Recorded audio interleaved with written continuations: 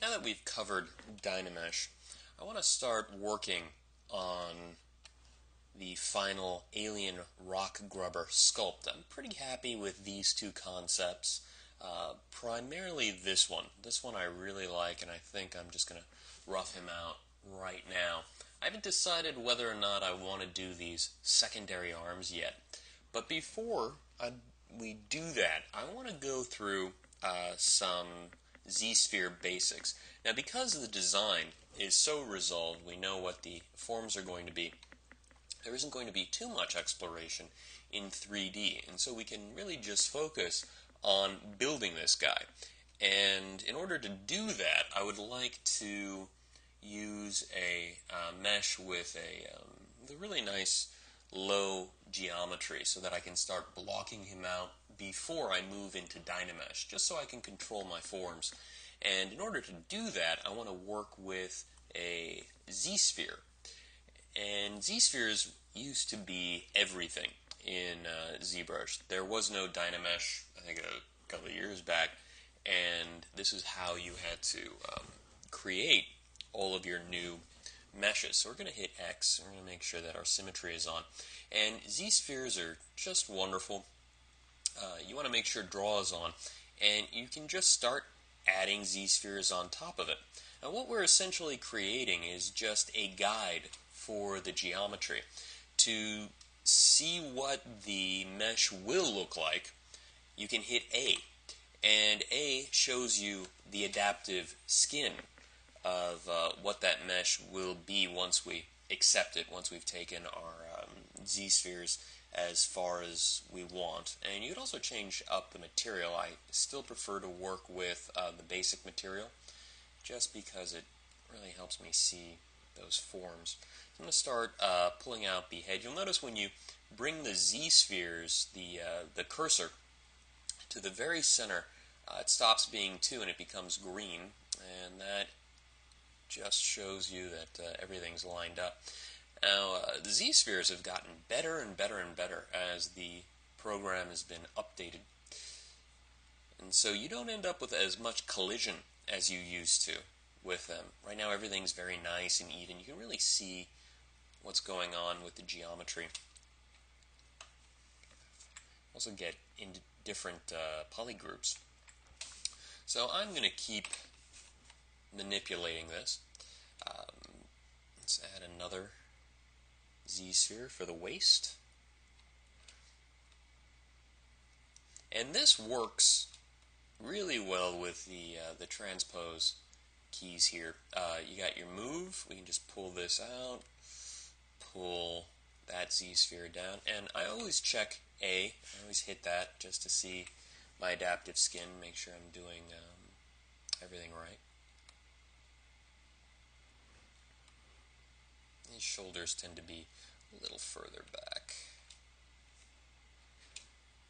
Now, you can also go to these center rings and add a Z-sphere, and it becomes a point where you can actually turn. It just becomes like an extra joint, and this is going to be really helpful when we start to make things like fingers.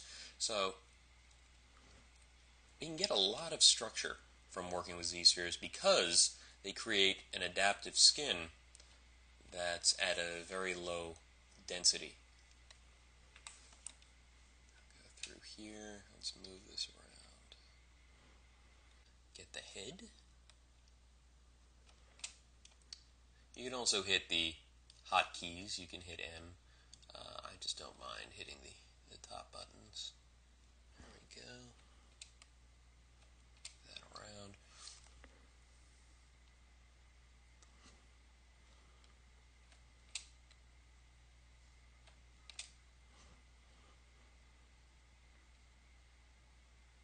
Let's start adding the arms.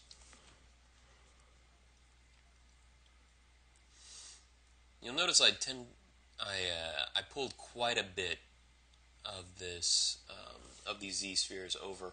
If you shrink the diameter of the brush, you can actually control what you pull more easily.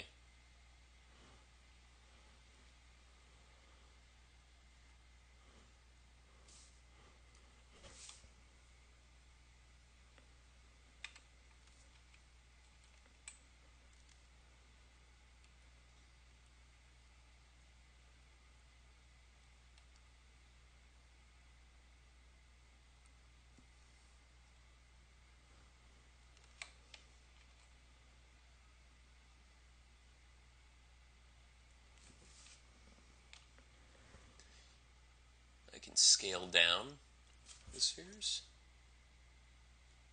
Let's scale all of this down just a little bit. You don't want to get too picky.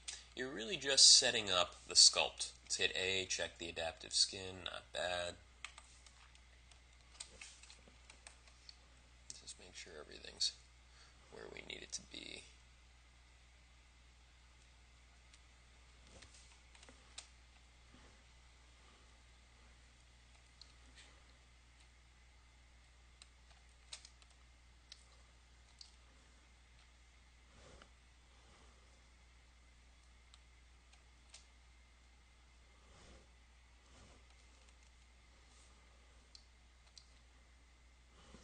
I can define this area as a joint just by adding another Z-sphere there. And I can move the rest of the leg down.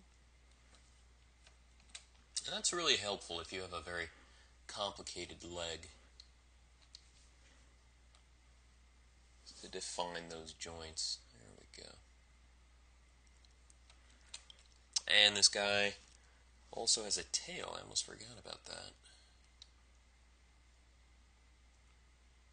Oops, I added more than one.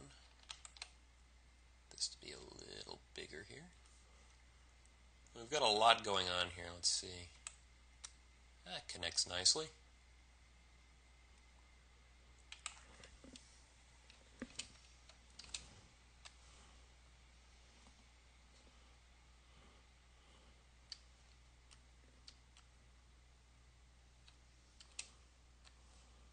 I always have the drawing on my reference monitor. Let's pull down these arms. Let's go to move.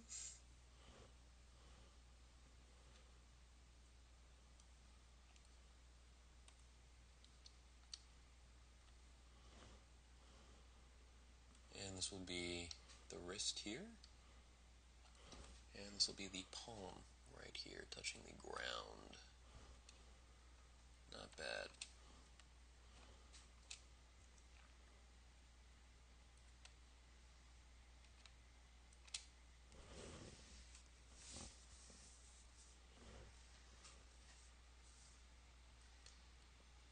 I've increased the size of my brush so I'm able to move a lot more. Now, when working with move, I can manipulate these joints to make the sections of the arm longer very easily.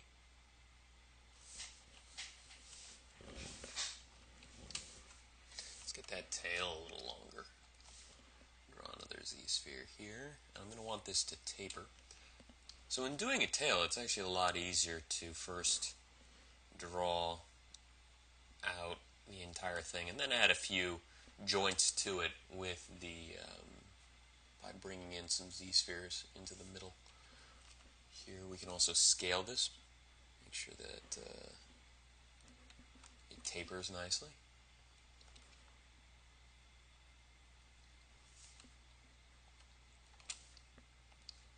Now we can start to add some bends to it.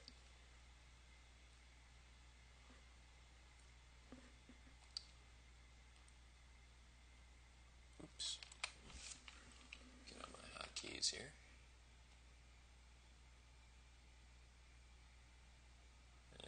Haven't decided how long I want this to be. Okay, let's hit A. Just want to preview the adaptive skin. And it's starting to look like him. Maybe we push this wrist joint a little bit further.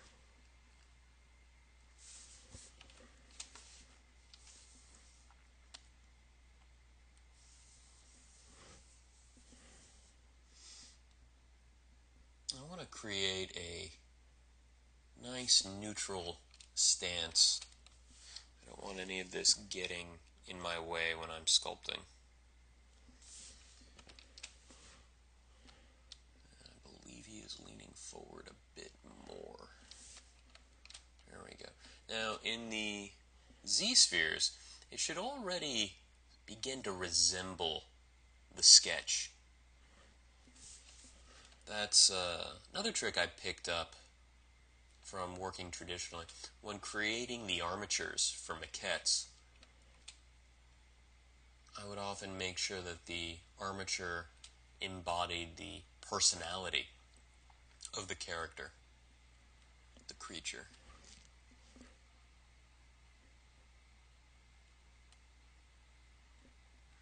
Okay, let's just lift this up a bit.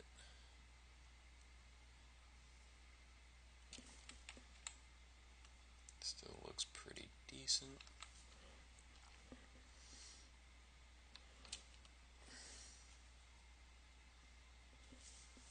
I'm going to shrink the diameter down.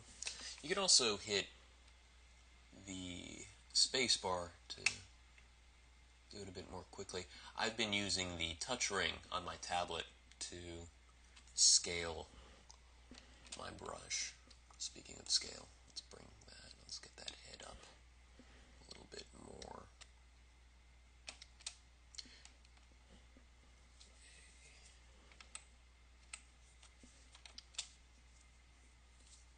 Scale that down.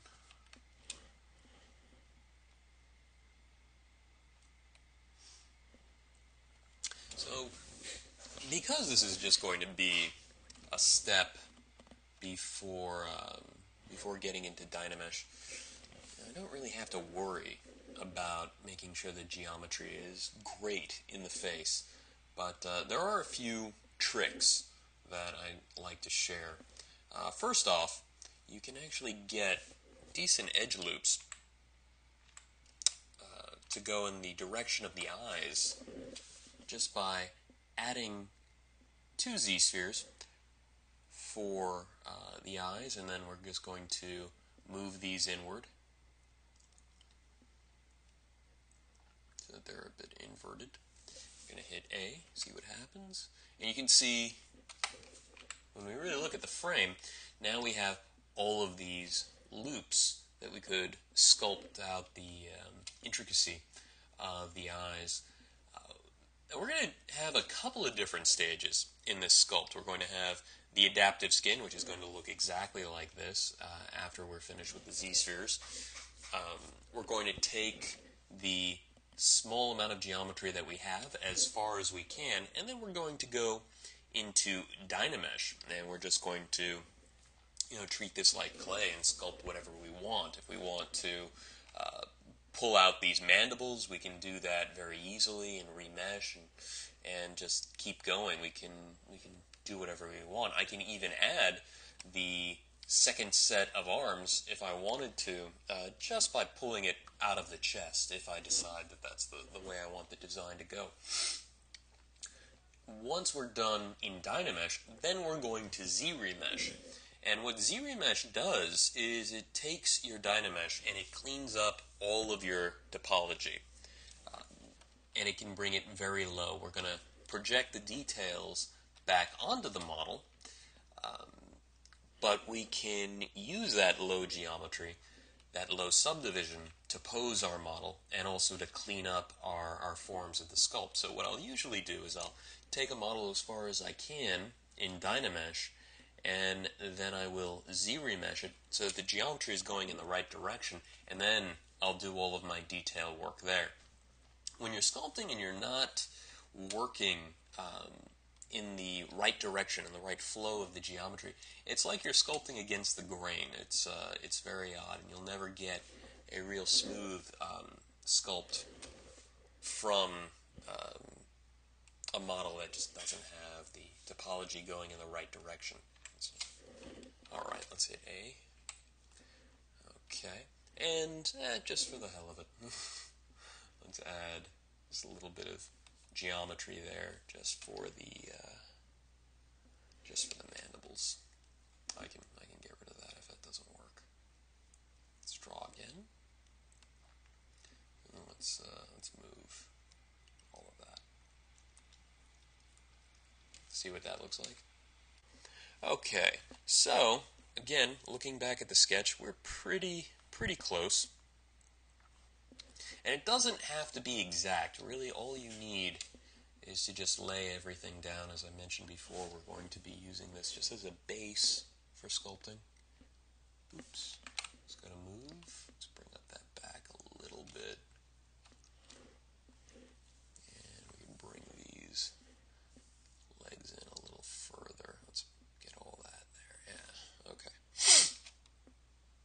It's interesting too. You can really see if a design works at this stage.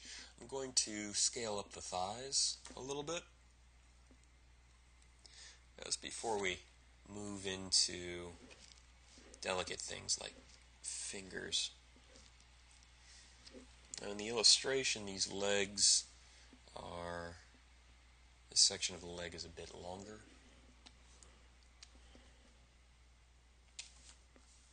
So I'm just going to move this, bring that in. I used to love just making these Zsphere creatures. I'd often save them. It's just a very fast way to work.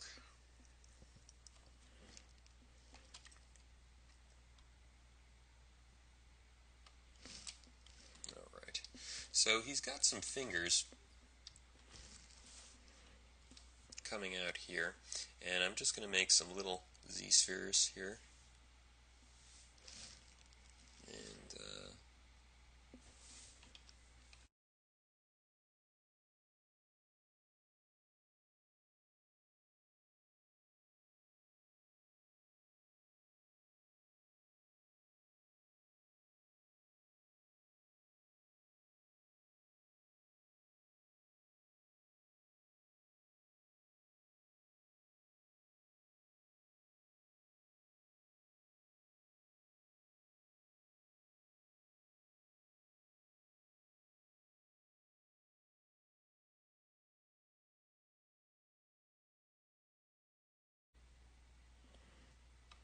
I think I want these legs a little further apart.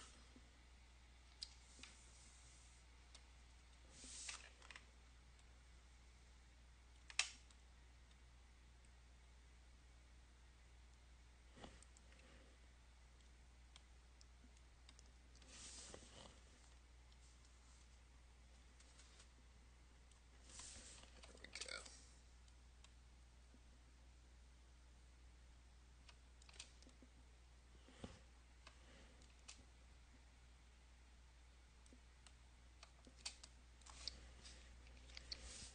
Let's bring his shoulders a little further in.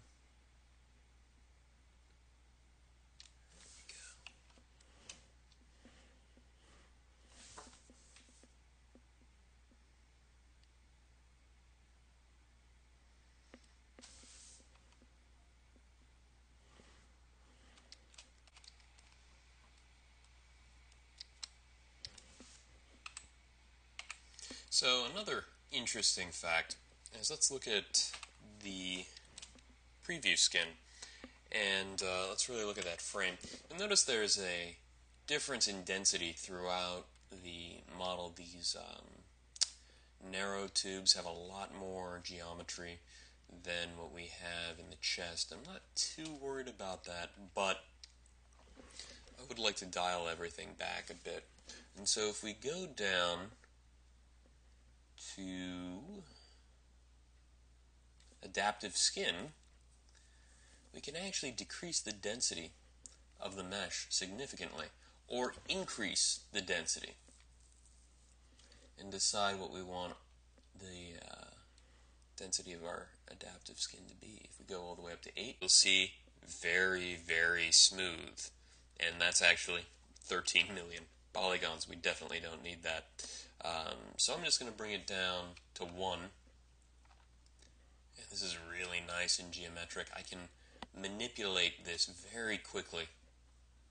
And so we're going to make this our adaptive skin. And we're just going to work with this. Well, and then we could always divide it later, but this is good. So I'm going to go in here and I'm going to go to Make Polymesh 3D. So right now, this is really still in the preview mode, but if I go to Make Polymesh 3D, I'll hit A, and I cannot go back to it. Now your Z-Sphere rig is still right over here in your tool palette. You can go back to that anytime you want. Alright, so that's how we rough everything out just by using Z-spheres.